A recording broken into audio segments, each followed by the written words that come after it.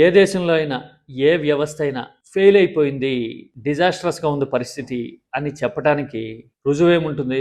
వాళ్ళు చేయాల్సిన కనీస బాధ్యతను కూడా బయట వాళ్ళు గుర్తు చేయాల్సి రావడం, ఒత్తిడి పెంచాల్సి రావడమే కదా నిదర్శనం. అంతకు మించిన ఫెయిల్యూర్ ఏముంటుంది? క్రికెట్ లెజెండ్ ఇమ్రాన్ ఖాన్ విషయంలో ఇప్పుడు వరల్డ్ వైడ్ గా కెప్టెన్లందరూ ఒక మాట మీదకి ఒక తాటి మీదకి వచ్చి పాకిస్తాన్ ప్రభుత్వానికి చేసిన విజ్ఞప్తి చూస్తే నాకు ఇలాగే అనిపించింది. చూడండి ఇందులో ఎంతమంది లెజెండ్స్ ఉన్నారు. ఇండియా నుంచి కూడా సునీల్ గవాస్కర్, కపిల్ దేవ్ పేర్లు ఇక్కడ కనపడుతున్నాయి చూడండి. అంటే వీళ్ళందరూ ఒకప్పుడు ఇమ్రాన్ ఖాన్ ని చూసిన వాళ్ళు, ఆడిన వాళ్ళు. ఆ హీరోని కాపాడండి, అతను మీ దేశపు హీరో, మీ జాతి ప్రతిష్ట అని వీళ్ళు చెప్పాల్సి రావడం చూస్తుంటే పాకిస్తాన్ ఎంత దివాళా కోరు దేశం అర్థమవుతుంది కదా. ఇమ్రాన్ ఖాన్ కంటి చూపు పోయింది అంటున్న మాట వింటుంటేనే ప్రాణం చివుకుమంటా ఉంది. ఆటగాడిగానే కాదు, అందగాడిగా గ్లామర్ అండ్ క్రికెట్ ప్రపంచాన్ని శాసించిన లెజెండ్కి ఇలాంటి పరిస్థితి రావడం దేశ దౌర్భాగ్యానికి నిదర్శనం. అవునా కదా?